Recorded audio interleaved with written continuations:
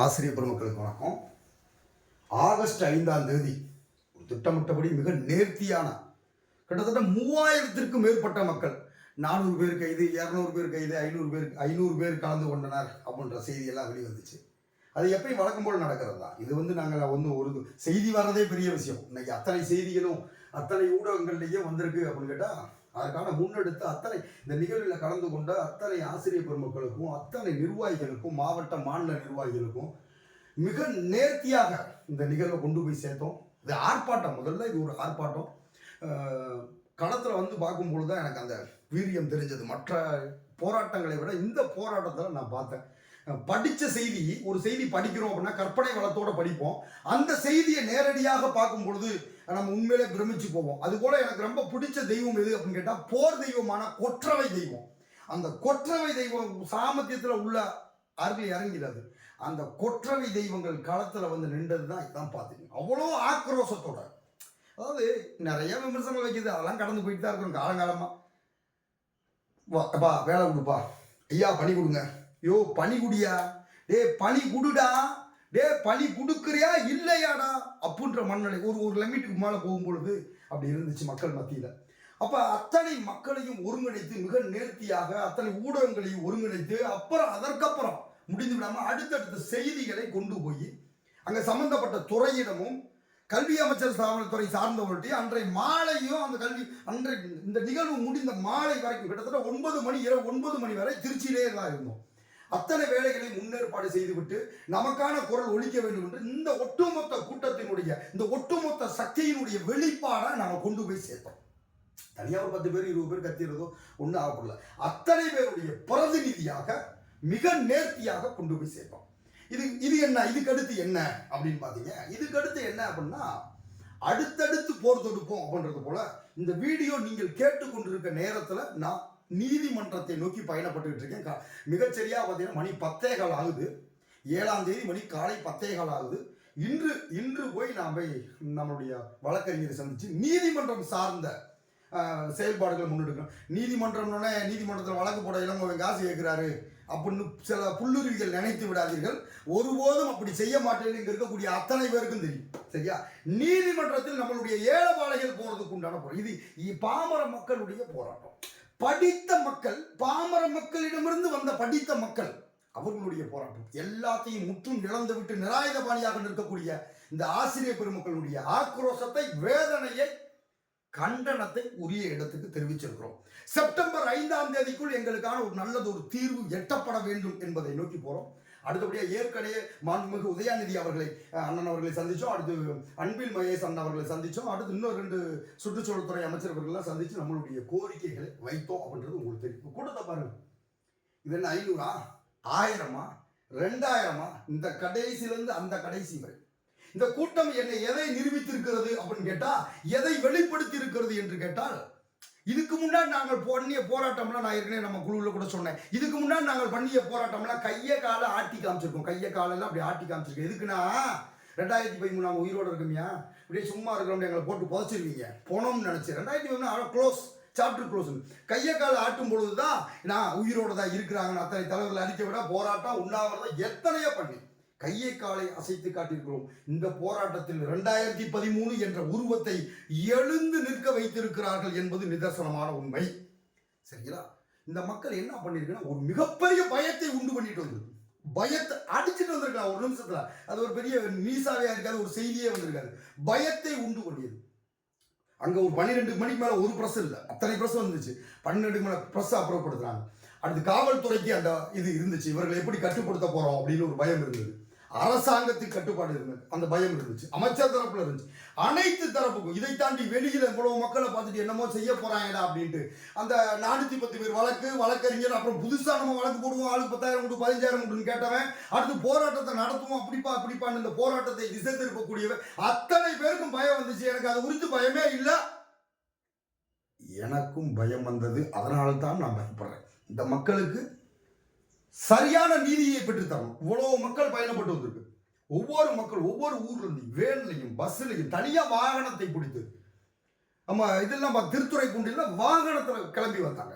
ட்ரெயின்ல முதல் நாளே எத்தனை நாள் பயணப்பட்டு வந்திருக்காங்க. இந்த சக்தி இவ்வளவு பொருட்செலவுல ஒவ்வொருத்தங்களும் 1000-500 செலவழிச்சு வந்துட்டாங்கன்னா இந்த சக்தியுடைய வெளிப்பாடு மறுநாளே மீடியாவில் அன்றைய தினமும் மறுநாளும் மீடியாவில் வெளியுது. மீடியாவில் வெளிவந்து என்ன ஆகும்? உரிய நபருக்கு கொண்டு போய் சேர்ப்போம், ஒரு அழுத்தத்தை கொடுத்தோம். இன்றைய தினம் கூட அழுத்தம் கொடுத்துட்டு இருக்கோம். இப்போ கூட நீதிமன்றத்துக்கு இப்போ போயிட்டு இருக்கேன். இப்போ இன்னும் கொஞ்சம் நேரத்தில் போயிட்டு இன்னைக்கு அடுத்த செய்தியை நம்ம குழுவில் வாட்ஸ்அப்பில் பதிவிடுவேன். அடுத்தடுத்த நிகழ்வுகள், அடுத்து சென்னையில் ஒரு நிகழ்வை, அடுத்து நம்ம மாநில துணை பொருளாளர் மூலமாகவும் அங்கே இருக்கக்கூடிய மக்களாலயம், சென்னையில் அடுத்த நிகழ்வு, திருச்சியிலேயும் ஒரு நிகழ்வு, தொடர்ந்து அடுத்தடுத்து போர் தொடுப்போம் என்ற அடிப்படையில் ஒரு நீதியை நிலைநாட்டுவதற்கு, நமக்கான நீதியை பெறுவதற்கான போராட்டம். என்னமோ 410 பேருக்கு இது எதிரான போராட்டம், இது சுயநல போராட்டம். இப்போ 40,000 கணக்கு சொல்லுது. 40,000 எனக்கு உடன்பாடு இல்லை. நீ உங்களை போலதான் எனக்கும் அந்த 40,000 உடன்பாடு இல்லை. நான் 40,000 கேட்குறேன். 40,000 இருக்கேன், 35,000 இருக்கேன், 25,000 இருக்கேன், 15,000 கூட இருக்கேன், அது பிரச்சனை இல்லை. 40,000 பேர், சரியா? 410 பேர் கேட்கக்கூடிய நீங்கள் பொதுநலவாதிகள் 36,600 பிளஸ் 410 சேர்த்து 40,000 உங்களுக்கும் சேர்த்து ஒரு நீதியை கேட்கிற நாங்கள் சுயநலவாதிகளா? என்னப்பா உங்க ஊர் நாயம் புதிய நியாயமா இருக்கு, இது எந்த கணக்கு அப்படின்றது எனக்கு தெரியல. ரைட்டு, நீங்க வச்சுக்கீங்க, பேர் சொல்லிங்க. அப்ப அரசுக்கு எதிராக விமர்சனம் செய்யப்படுது. அரசுக்கு எதிராக ஊடகத்தில் நாங்கள் எங்கேயுமே விமர்சனம் செய்யலையே. அரசுக்கு எதிராக நாங்கள் எதுவுமே பண்ணல. அதுக்காக இப்போ எங்கள் தலைவர் பேசுவார், மாண்புமிகு தளபதியார் அவர்களே, தாய் உள்ளம் கொண்டு உங்களுக்காக அவ்வளோ தூரம் வேலை பார்த்துருக்கோம், எங்களை கொடுங்கன்னு கெஞ்சிக்கிட்டே இருந்தா என்ன சொல்லுவேன்? என்னப்பா திமுக சாயலான்டுவேன். என்னண்ணே, அன்பில்லாதவன் தானே நீ, அன்பில்லாதவனானே, பார்த்து செய்யினே. நாங்கள் வாக்கு போட்டோமா, வாய்க்கரிசி போட்டோமா? என்ன தளபதியார் அவர்களே, எதிர்கட்சியாக இருக்கும்பொழுது எங்களுக்காக குரல் கொடுத்தீங்க. இப்பயும் எங்களுக்கு நாங்கள் என்னன்னா, எங்களுக்கு குரல் கொடுக்கணுன்றதுக்காக நீங்கள் எதிர்கட்சியாக இருந்தால் தான் குரல் கொடுப்பீங்கன்னா, உங்களை எதிர்கட்சியாக பார்த்து அழகு பார்க்க நாங்கள் தயார். எதுக்கு தெரியுமா? எங்களுக்கு குரல் கொடுப்பீங்களேன்றதுக்காக. இதில் என்ன அபத்தம் இருக்கு? புரியல உங்களுக்கு. இப்படி பண்ணாலும் அப்படி இருந்தால் அதுவும் தப்பு, இப்படி இருந்தால் இதுவும் தப்பு. கத்தும் நாய்க்கு காரணம் வேண்டாம், தண்ணீர்கள் பார்த்து தானே குறைக்கும். உலகின் வாயை தைத்து விடு அல்லது உன் செவிகளை இறுக்கி மூடிடு அப்படின்னு சொல்லி வைரமுத்து சொல்லுவார். அதை போல அதை விட மோசமான செயல்களை வெளியிட்டு கொடுங்க. அப்புறம் 2018க்கு 17க்கு போடல, நாங்கள் மாற்றுத்திறனாளி நண்பர்கள் வந்தாங்க, அவங்க 2014. இப்போ 13 என்பது ஒரு அடையாளம், ஒரு ட்ரேட்மார்க், அது ஒரு பிராண்டு. அந்த பிராண்டை வைத்து என்ன கேட்கிறோம்? 2018 போட்ட நியமன தேர்வு பொருந்தாது. யாருக்கு பொருந்தாது? 2018க்கு முன்னாடி 2017, 14, 13, 12லையும் ஒரு சில ஆசிரியர்கள் இருக்கிறாங்க, எல்லாத்துக்கும் பொருந்தாது. 2018க்கு அப்புறம் போடுறவங்களுக்கு நம்ம தேவை மொத்தத்துக்கு நியமன தேர்வு ரத்து பண்ணுன்றது தான். ஆனால் அவங்க என்ன சொல்லி வராங்க? 18க்கு முன்னாடி அப்படின்னு சொல்லும்போது நீதிமன்றம் தீர்ப்பும் அதைத்தான் கொஞ்சம் சாரல் சொல்லி இருக்கிறது. அப்போ அந்த சாராம்சத்தை எடுத்து நம்ம கேட்கிறோம். சரிங்களா? இதை நோக்கி தான் போகிறோம். அடுத்தடுத்த வேலைகள் தொடர்ந்து மேற்கொண்டுட்டு இருக்கோம். ஏன்னா குரல் வளம் சரியில்லாமல் போயிடுச்சு. போராட்ட காலத்தில் முடிஞ்சிட்டு அடுத்தடுத்த வேலைகளை பார்த்துட்டு அடுத்து இந்த கணக்கு வழக்கு, இந்த கன்றாவி, பஞ்சாயத்து எல்லாத்தையும் முடிச்சு விட்டு போகணும். பாப்பா யாராலும் பிரித்து கொடுத்துட்டான். ஒரு 30,000 வருதா, இந்த 5,000 இங்கே, இந்த 5,000 இங்கே, 5,000 ப்ரெஸ் மீட்டுக்கு ஒரு ஆள் தனியாக போட்டு பார்த்துக்க. எப்போ 5,000 அந்த ஃப்ளெக்ஸு லித்தோ இதுக்கு மட்டும், அதுக்கே 3,200 ஆகிப்போச்சு. அப்புறம் விட்டுறது, அதுக்கு இப்போ லித்தோவுக்கு மட்டுமே 5,000 கணக்கு வந்துருச்சு. அடுத்து ஃப்ளெக்ஸு, எப்போ அந்த பேஜ், இந்த பதாகை, இந்த தொப்பி, இந்த கருப்பு ரிப்பன் பேண்ட் 150 ரூபாய்க்கு ஒரு குண்டூசி வாங்கினாலும் சரி, ஒரு கயர் வாங்கினாலும் சரி, தண்ணி கேன் வாங்கி கொடுத்தாலும் சரி, அதுக்கு மேலே அமுக்கிற பொருள் வாங்கினாலும் சரி, ஆள் தனித்தனியாக பார்த்துக்க என்னையால விட்டுருப்பா அப்படின்னு ஒதுங்கி நின்றோம். ஆனால் எல்லாம் நம்ம தலையில தான் வந்து விழுந்துச்சு. கடைசியில் ஏப்பா இதுக்கு காசு இல்லை, அதுக்கு காசு இல்லை, சின்ன சின்ன செலவுகளாக வந்து அது நெருப்பி வந்துச்சு. கடைசியில் நிறையா நல்லபடியாக முடிச்சாச்சு, ஒன்றும் பிரச்சனை இல்லை. மிக நேர்த்தியாக இந்த போராட்டத்தை கொண்டு போய் சேர்த்துட்டோம். இதுவரைக்கும் தண்ணி காட்டி விட்ட மக்கள் எல்லாம் இன்னைக்கு வந்து எழுந்து நின்று ஒரு உணர்ந்திருக்கிறாங்க. நம்ம நல்ல பாதையில் போகிறோம், மிகச்சரியான பாதையில் போகிறோம். அடுத்து எப்போ போராட்டம் என்றெல்லாம் கேட்டாங்க. அடுத்த சும்மா அடிக்கடி போராட்டம் பண்ணோம்னா, அடிக்கடி மேற்கோள் காட்டப்படும் கவிதை அர்த்தத்தை இழந்து விடுவதை போல அடிக்கடி போராட்டம் பண்ணோம்னா 2013 குழி தோண்டி புதைச்சிருவாங்க, நீர்த்து போக விட்டுருவார்கள். ஆனால் நமக்கான அநீதி உடனடியாக அரங்கேற்றப்படுது அப்படின்னு வச்சா, நாளை மறுநாள் அரங்கேற்றப்படுதுன்னா இன்னைக்கு நம்ம அறிவிச்சிருவோம், நாளை மறுநாள் களத்தில் இருப்போம். அதுக்கு தயாராகிக்குங்க. ஆனால் இப்போதைக்கு என்ன பண்ணுறோம்? இந்த சக்தி, இந்த போராட்டத்தை, இந்த மக்களை, இவ்வளவு எழுச்சியோடு இருக்கக்கூடிய இந்த மக்களை, இந்த கண்ணீரை அடுத்து கொண்டு போய் சேர்ந்து இதுக்கு தீர்வு என்ன சொல்றீங்க? செப்டம்பர் 5க்குள்ள எங்களுக்கு தீர்வு சொல்லுங்க அப்படின்னு சொல்லி கோரிக்கை வைத்திருக்கிறோம். அதனால மிக விரைவில் எங்களுக்கான ஒரு கோரிக்கையை நிறைவேற்றி, எங்களுடைய அடிப்படை நியாயத்தை நிறைவேற்றி, இந்த நியமன தேர்வு எதிர்வரும் காலத்தில் இருக்கக்கூடாது அப்படின்ற ஒரு புதிய அரசாணையை வெளியிட்டு, அல்லது 2018க்கு பின்னாடி பொருந்தாது அப்படின்னு சொல்லி நீதிமன்றம் சொல்லியிருக்கேன், அதையாவது ஏற்றுக்கொண்டு ஏதேனும் ஒரு வழிமுறைகள்ல எங்களுடைய வாழ்வாதாரம் காத்திட வழிவகை செய்ய வேண்டும் அப்படின்றத இது பண்ணியிருக்கிறோம். அதான் சொன்னேன், கொற்றவை தெய்வம் இறங்கி நின்றுச்சு. அந்த இறங்கி நின்ற கொற்றவையை மீண்டும் வழி அனுப்புவது, மீண்டும் அனுப்பி போயிட்டு வாத்தாயே நாங்கள் பார்த்துக்கிறோம் அப்படின்னு சொல்லி அனுப்பி வைப்பது என்பது சாதாரண காரியம் அல்ல. அப்படி இருக்கக்கூடிய சூழ்நிலை அத்தனை மக்களும் புதிய எழுச்சியோட புதிய போர்க்களத்தோட நின்னாங்க. சரியா? அந்த வகையில தான் இப்ப நம்ம அடுத்த கட்ட செயல்பாடும் இருக்கும். அதற்கு முன்னேற்பாடாக அடுத்து என்ன செய்யணும்? நம்ம இவ்வளவு போராட்டம் பண்ணியிருக்கிறோம், இவ்வளவு ஏற்கனவே 60 போராட்டம் பண்ணியாச்சு, இனி வாரத்துக்கு ஒரு போராட்டம், நாளுக்கு ஒரு போராட்டம் அப்படின்னா நல்லா இருக்காது. அடுத்து நம்ம தலைவர் அவர்களை போய் சந்திக்கிறது, மற்ற தலைவர்களை சந்திக்கிறது, அத்தனை ஏற்பாடுகளையும் மிக துரிதமாக சென்னை, திருச்சி வேலை நடந்துட்டு இருக்கு. அது முதற்கட்டமாக இப்போ மதுரையிலேருந்து நான் ஆரம்பிக்கிறேன்.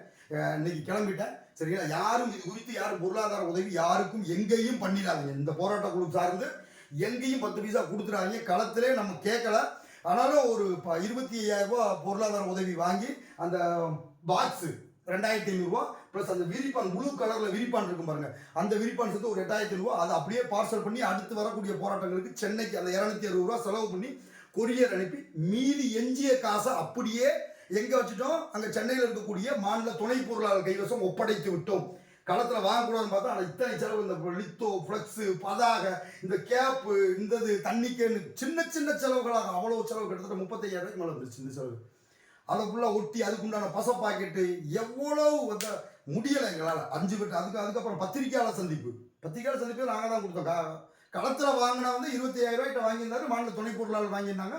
அவர் அதுக்குண்டான வேலைகள் அத்தனையுமே சொல்லிட்டாரு. எஞ்சிய காசு 1 ரூபாயாக இருந்தாலும் எஞ்சிய காசு பத்திரமா சென்னையில் இருக்கிறது. யார் போராட்டத்தை எடுத்தாலும் சரி, யார் 2013க்காக என்ன செயல்பாடை எடுத்தாலும் சரி, சென்னையில் உங்களுக்காக 2013 பணம் இருக்கிறது என்பதை மறந்து விடாதீர்கள். இதுதான் எங்க சங்கம். சரியா? அடுத்தடுத்து தட்டுவோம், தூக்குவோம், பார்ப்போம். இனி சும்மா விடுவதாக இல்லை. 11 ஆண்டுகளாக போராட்டம் என்னப்பா செய்ய அப்படின்னு சொல்லி எத்தனையோ மக்களுடைய இயலாமையில் எத்தனையோ மக்கள் இருந்துச்சு. வீட்டில் இருக்கக்கூடியவர்கள் விட முடியாத எத்தனையோ பேர், எனக்கு கிட்டத்தட்ட 1000க்கும் மேற்பட்டவர்கள் என்னால் வர முடியல. இக்கட்டான சூழ்நிலை. இப்படி ஒரு போராட்டத்தில் என்னால் கலந்துக்கிற முடியல. இந்த டெட்டு வரலாற்றிலே இவ்வளோ பெரிய கூட்டத்தை யாரும் இதுவரையும் கூட்டியது இல்லை. அப்படின்னா ஒற்றை நம்பிக்கையின் பேரில் வந்திருக்கக்கூடிய அத்தனை ஆசிரியர் பெருமக்களுக்கும் நன்றி சொல்லக்கூடாது. ஏன்னா உங்களுக்காக வேலை பார்க்குறோம். அதனால் இந்த நேரத்தில் வந்து கண்டிப்பாக எனக்கு வந்த பயத்தை சரி செய்வேன். இந்த மக்களுக்கு தீர்வு வரணும் அப்படின்றதுக்காக என்ன செய்யணுமோ எங்கள் சங்கம் செய்யும். அதற்கான வேலைகளை முன்னெடுக்கும். இப்போ கூட வழக்கறிஞரை போய் சந்திக்க போகிறோம். அதுக்குண்டான செய்தியை நம்ம வாட்ஸ்அப் குழுவில் தெரியப்படுத்துவோம். நன்றி, வணக்கம்.